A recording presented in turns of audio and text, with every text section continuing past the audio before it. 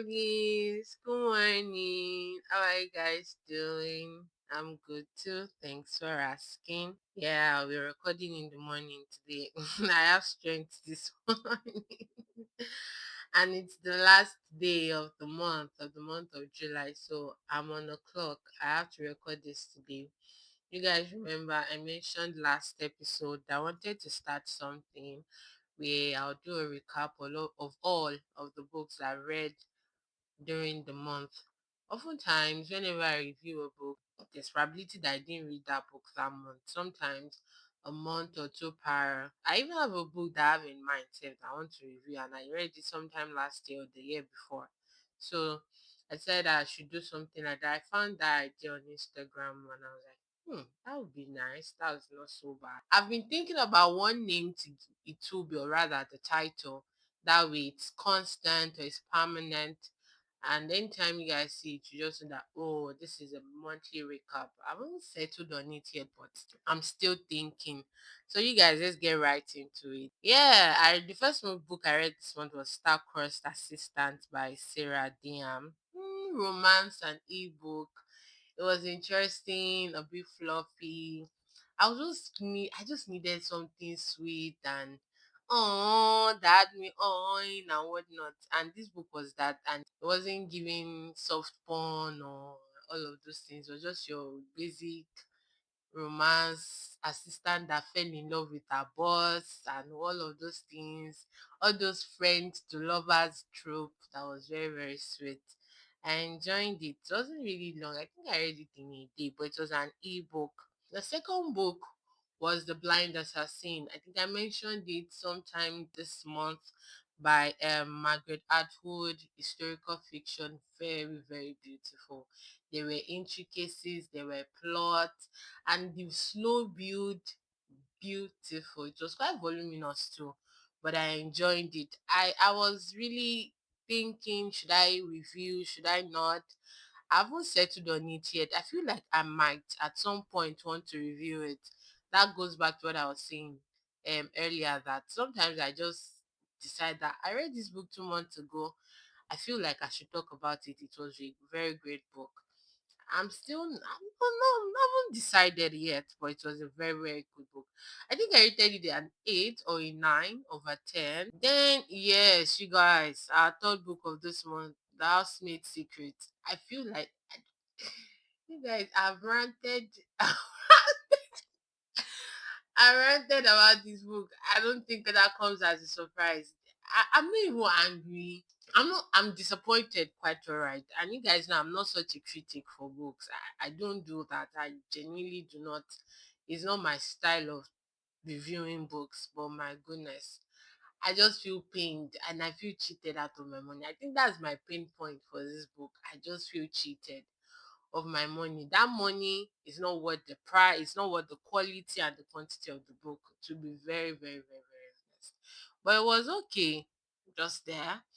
Freedom McFadden psychological thriller. It wasn't that voluminous, about 300 pages or thereabout. Then yes, you guys, I read The Girl Who Lived Twice by David Lagerkrantz. He's a Swedish author. Guys, I think I've spoken about this book. He started the Millennium series. Started with so started by Stieg Larsson. He started The Girl with the Dragon Tattoo, The Girl Who Played with Fire, and The Girl Who Kicked the Hornet's Nest. But he died. I think he didn't even submit the manuscript before he died. It was after he died that the book was published, and it was very, very, very good. I imagine that if he were to be alive, he would have given great books. He and himself and Jones Bo introduced me to a new world of crime and thriller, especially Scandinavian themes. Their type of thrillers and crimes is mind blowing. Albeit they are quite different. Steve Larson has the way of including genius and servant into his characters, and Jonesbo is just your plain old thriller, crime, a little bit of psychology too. but they are very, very they are in another world of crime and thriller and psychological thriller on their own. Just another world, they don't compare. But after he died, I think this David Lagra anyway. David Lagerkrantz is he continued the series. He wrote them, but based on the characters and continuation, the same characters, just like a continuation of that series. And he wrote the girl in the spider's web, the girl who takes an eye for an eye, and the girl who lived twice. I've read two. I've read the girl in the web, and the girl who takes an eye for an eye. I didn't even know if there was one after there was an extra sequel. Once I just saw it on Azel's status, and I was like, it is remaining.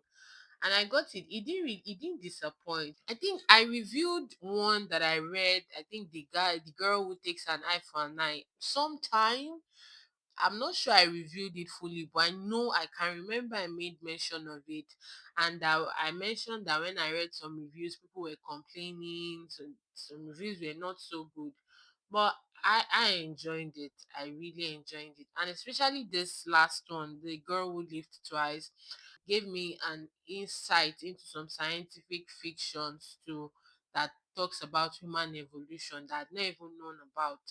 So it was quite interesting. I loved it. I have nothing against it. Just plain old, plain old. It wasn't top of the tops, but it's still above average for me. It was above average for me. The Swedish, funny how they were not written in English. They were translated, and it was, I guess I like to think they were accurately translated because they are they come off as a bit complicated but still simplified as well. When you're reading it, especially Jonesbo's book too, even he himself, they don't write them in English. Jonesbo is Norwegian, so he writes them in Norwegian. And Stig Larsson and David Lagerkrantz, they are Swedish. So most definitely they write them in that one. They are um, translated into English. But the editing, the writing, the grammar, and the overall comprehension of the books, very, very good. Although it comes off and it holds an air of complication or, yeah, complication. I think that's one of the things that draws me in, that reels me in whenever I'm reading their books. I just like books that just, I feel like I'm repeating myself as I've said this a lot of times, but books that just gets you working, gets your brain working. You have to think a little, not so much so that it takes away the fun and the excitement or in the reading or the escapism, or but just your brain just works, and that does it. I find them very, very evident, or they're just very there whenever I read Jonesbo's book, anything Norwegian authors. And again, there are just these three that I've read. I'm still on for new authors that Scandinavian.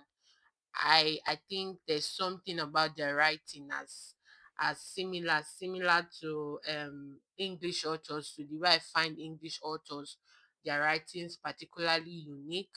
I can say the same too for Scandinavian authors. Then our fourth, yes, Cain and Abel, our book last episode by Jeffrey Archer, historical fiction. I loved it. It has a sequel two actually, where continues the story. The story continues about the children of Cain and Abel that got married. The continuation of their stories, at least according to the blog and the stuffs that I read. I intend to finish that sequel.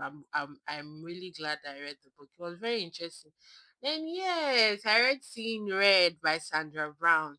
You see, I've been reading Sandra Brown as far back as secondary school, and I'm saying 10, 15 years ago. She never disappoints. I just that she's just there. I'm just finding her book again. I've been looking for them for like a year. Each time I ask Azel or I'm trying to look around, it's not available. It's still Nora Robots that I get very often, but as not so often for some reason. I don't know why it's not as available as Nora Robot. But you're looking for a good romantic thriller. Sandra Brown, Nora Robot, Karen Rose, they do not disappoint at all, at all, at all. In fact, they are one of the reasons why I'm not bothered about romance, reading books that have a feel of romance in them, because I know that I just need thriller. I just need thriller to it. Actually, they are also the one that made me just abandon romance entirely. That nah, as far as I have thriller to the romance, if that makes sense, or that works better for me, because the thriller is the main genre and the main theme, and the romance there is just a very subplot. It's not too much in your face. There isn't too much not much pun, just loving. And their type of romance occurs among adults. The type of loving relationship or romantic relationship that you expect among adults that know what they're doing, no unnecessary trope, no miscommunication, all those rubbish tropes that in plain romance books, none of those are there. Just people who choose each other, who are working through crisis, and they are sweet, especially Karen Rose's books. It's funny how I've never really spoken about her book or reviewed her book, because I love her books. She writes fast-paced romantic thrillers. I have like 15 of her books, all her series, and she has a lot of series. Chicago's, hey, wait.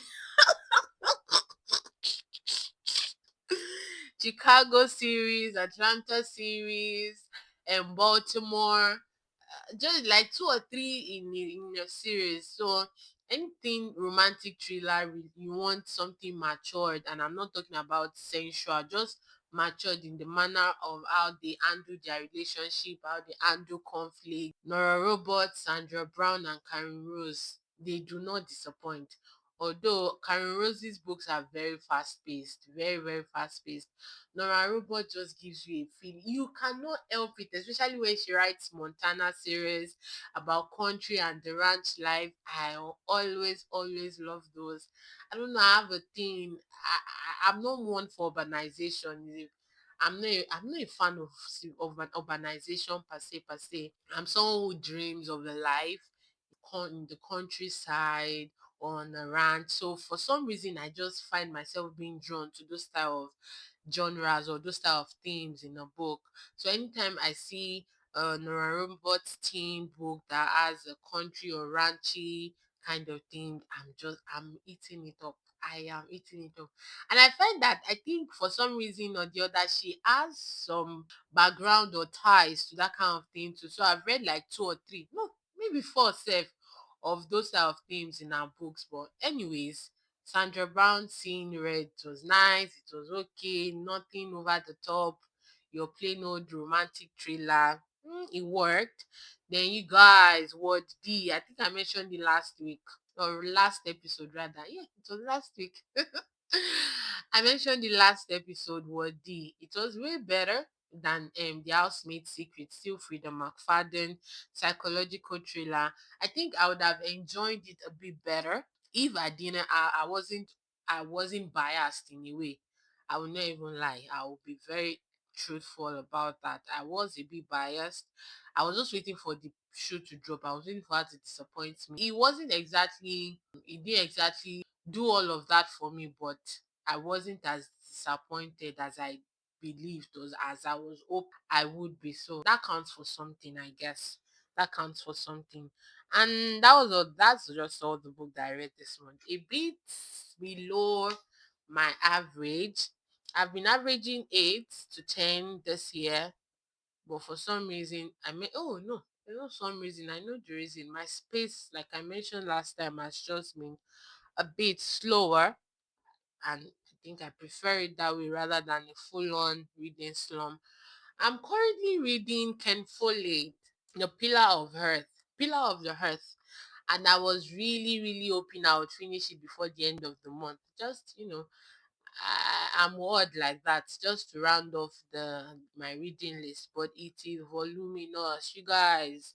It's about 900 and something pages long, and I'm talking long, oh, not just by the pages and as well as the size of the book. As long as it is, it's still a bit lengthy. Oh, it's very long, very voluminous. I mean, I'm enjoying it. It's an historical epic fiction, and it's out of its normal scope. You know the beautiful thing about this book is from the preface, when I read Ken Follett's preface, I was just thrilled in. There's a way he wrote it that just made me feel like I have to read this book. I must. I gotta do it. The preface was very reeling, it was very captivating. I don't know what it is about it or what it is with the way he wrote it or his words. I can't even tell. But that preface was what just sold me in. And funny how it's three books in a series, and that's the least voluminous. So you guys, if you see the other ones, they feel like dictionaries. That's how they feel like. I've come to notice that his books are always that voluminous. Albeit, I've just read one of his book, Never. That one too was very voluminous, not as voluminous as this. The last time I read the book that voluminous, that runs over 700 pages, was Babel and the Necessity of Violence. And even then, Babel was not as lengthy, like when you're thinking about the length and the breadth wise of the book, the size of the book. It was still a bit portable and squarish, but this is giving much of a rectangle. So it's as voluminous as the book is, it's also quite lengthy in size.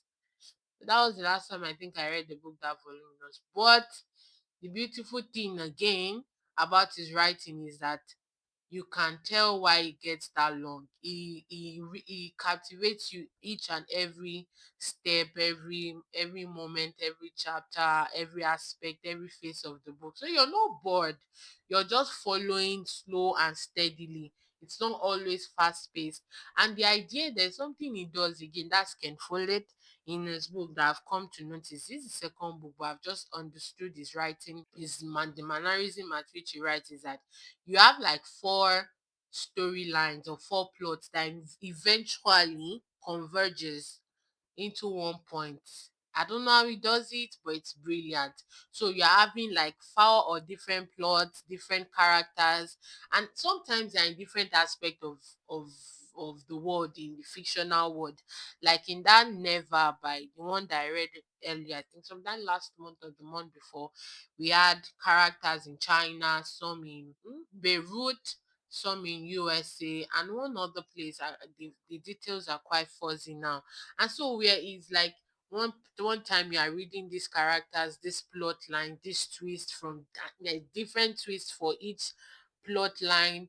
And at the end of the day, it converges everything and it just they all meet up at a point. Very, very, very, very brilliant and creative. And guess, although he's not English, UK is a Welsh author. To be honest, I wasn't surprised when I saw his book. Although whenever I talk about authors from the United Kingdom, mostly English, but I'm not surprised that a bit is not English. It's still Welsh. Oh my goodness.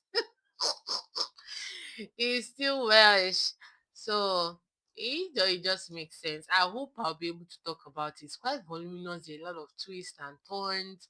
And knowing how I get whenever I talk about books, I feel like I'm just going to ramble. But yeah, you guys, that's it for our end of the month recap. I'm still thinking of the name that would be permanent, that works, and just a type of name that just gets you, that works basically. But I'll come up with something. That's it, you guys. I don't want anything too long today. Oh, guys, thank you for working with me. I'll see you guys next month. Bye.